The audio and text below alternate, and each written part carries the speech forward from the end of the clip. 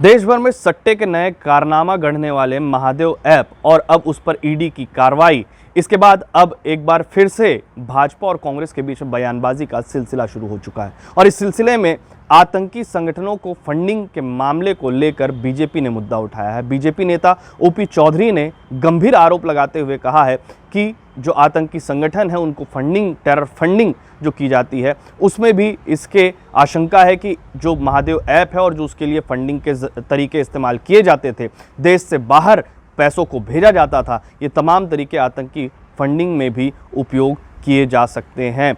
इसकी आशंका जाहिर करते हुए ओपी चौधरी ने एनआईए जांच की मांग सीएम भूपेश बघेल को करने के लिए कहा है। और क्या कुछ कहा है ओपी चौधरी ने, सुनिए। चार्जशीट में स्वीकार किया गया है, जो कि बहुत गंभीर आरोप है, अत्यंत महत्वपूर्ण है। महादेव ऐप में जैसा कि मैंने कहा 50 लाख यूजर्स लगभग जुड़े हुए थे। इसने 2020 में 1000 करोड़ रुपए के रेड्डी अन्ना ऐप को एक्वायर किया। किस लेवल पे अमाउंट इकट्ठा कर रहे थे इसको समझा जा सकता है। इसमें मनी लॉन्ड्रिंग का एस्पेक्ट या आईपीसी के धाराओं के अंतर्गत क्राइम का एस्पेक्ट तो है ही, उससे भी ज्यादा महत्वपूर्ण है कि दुबई एक मुस्लिम कंट्री है जहां गेमिंग प्रतिबंधित है, वहां पर इनका हेडक्वार्टर चलता था। दुबई में हेडक्वार्टर एक मुस्लिम कंट्री में चल रहा था और इसमें डी कंपनी से भी लिंक होने की बातें कई सूत्रों के माध्यम से पता चल रही हैं। कई बातें सामने आ रही हैं, कई सूत्र बता रहे हैं कि डी कंपनी का भी इन्वॉल्वमेंट दुबई कनेक्शन के माध्यम से था। और यह भी कई अखबारों ने कई जगह उल्लेखित किया है कि प्रति माह डी कंपनी को करीब 100 करोड़ रुपए की राशि दी जाती थी। इस बात का उल्लेख बहुत सम्मानीय अखबारों ने भी कई जगह कोट किया है। छत्तीसगढ़ में अगर महादेव ऐप पर कार्रवाई की बात करें तो इससे पहले पुलिस ने छापेमार कार्रवाई की थी। पुलिस ने कई लोगों को गिरफ्तार भी किया है, कुछ बैंक अकाउंट सीज भी किए हैं। कुछ आंकड़े बताते हैं कि अब तक पुलिस ने 35 लोगों पर एफआईआर दर्ज की है और करीबन 290 लोगों को गिरफ्तार इस पर कर लिया गया है। लेकिन बताया यह जाता है कि न केवल छत्तीसगढ़ बल्कि देश भर में इसके कई ऐसे ठिकाने से 30 से ज़्यादा प्रदेशों में ऐसे ठिकाने थे जहां पर से बड़े पैमाने पर पैसों का भी ट्रांसफ़र किया जाता था। करीबन 200 करोड़ रुपए हर एक अकाउंट, हर एक राज्य से ट्रांसफ़र होने की बात इस पे निकलकर सामने आई है। पुलिस ने और भी कई मामले इस छानबीन में निकाले हैं जिस पर अकाउंट ट्रांसफ़र के अलावा कुछ ऐसे गरीब लोगों के अकाउंट हैं जिनके ज़रिए पैसों का ट्रांसफ़र किया जाता था, लेकिन उन लोगों को ये पता नहीं होता था कि उनके अकाउंट बनाए गए हैं और उसका उपयोग किया जा रहा है। उनकी जो आधार कार्ड, पैन कार्ड जैसी सरकार द्वारा बनाई गई जो आइडेंटिटी कार्ड थे उनका इस्तेमाल कर, फिंगरप्रिंट का इस्तेमाल कर, गलत तरीके से सिम लेने के ज़रिए उन तमाम लोगों की आइडेंटिटी इस्तेमाल कर इस तरीके के अकाउंट खोले जाते थे और अकाउंट खोलने के बाद उसमें से फंड ट्रांसफ़र किया जाता था। पुलिस की जानकारी में यह भी मामला सामने आया था कि ये जो फंड है, पैसे हैं, कई अलग अलग अकाउंट से होकर विदेश भी भेजे जाते थे। अब ईडी की एंट्री जैसे ही हुई है, 4 लोगों की गिरफ्तारी इसमें और हो चुकी है।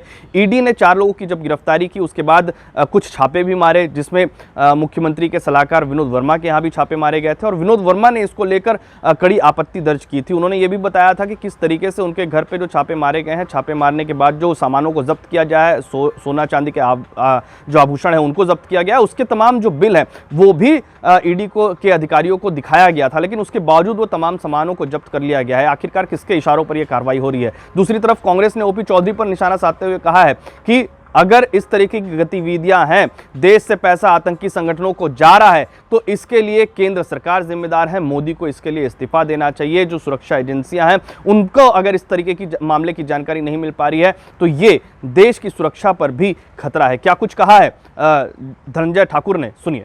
भाजपा के प्रदेश महामंत्री ओपी चौधरी के द्वारा देश के भीतर से आतंकियों को फंडिंग होना और डी कंपनियों को पैसा पहुंचाने का जो गंभीर आरोप लगाए गए हैं, इससे स्पष्ट हो गया कि केंद्र की मोदी भाजपा की सरकार देश को सुरक्षा देने में नाकाम और नकारा साबित हो गई है। ओपी चौधरी के आरोप के बाद श्री नरेंद्र मोदी जी को और अमित शाह जी को तत्काल अपने पद से इस्तीफा दे देना चाहिए।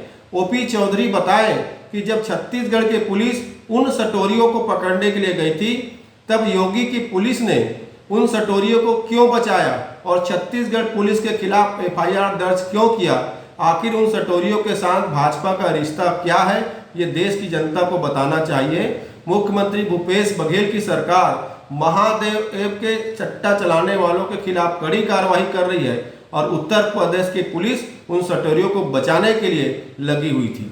देश भर में कुछ युवकों द्वारा पहले तो सट्टे को ऑनलाइन प्लेटफॉर्म पर उतारने की कोशिश की जाती है और उसके बाद ऑनलाइन मार्केट इतना बड़ा हो जाता है कि वो देश के पैसों को विदेशों तक गलत तरीके से ट्रांसफ़र करने का एक बड़ा जरिया भी बन जाता है। महादेव ऐप उन्हीं में से एक है। हालांकि इसको लेकर अब ईडी और पुलिस दोनों ही इस पर जांच करने की बात कह रही है।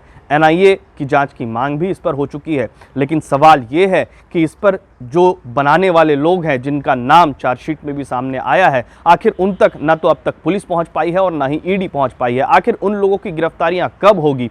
किस तरीके से इस पूरे मामले को देश की सुरक्षा और राज्य की सुरक्षा से जब जोड़कर देखा जा रहा है, तो इस पर जो ऐसे लोग हैं जो इसमें शामिल हैं, उन पर कब तक कार्रवाई होगी? खास तौर पर इसमें कुछ पुलिस कर्मचारियों की भी मिलीभगत होने की बात सामने आई है। इसके अलावा कुछ जो पॉलिटिशियंस हैं उनकी भी मिलीभगत होने की बात सामने आई है, लेकिन कुछ भी साफ नहीं है। जो मसले हैं, पुलिस अलग मामले बना रही है, ईडी अलग मामले का जिक्र कर रही है, पॉलिटिशियन अलग अलग जरिए से अपनी बात पहुंचा रहे हैं, लेकिन जनता के बीच ये जानकारी, जनता के पैसे कहां जा रहे हैं, किस तरीके से इन पैसों का ट्रांजैक्शन हो रहा है और आखिरकार इसको पकड़ा क्यों नहीं जा रहा, ये तमाम सवाल अब भी बने हुए हैं। छत्तीसगढ़ से TV9 के लिए अमित मिश्रा।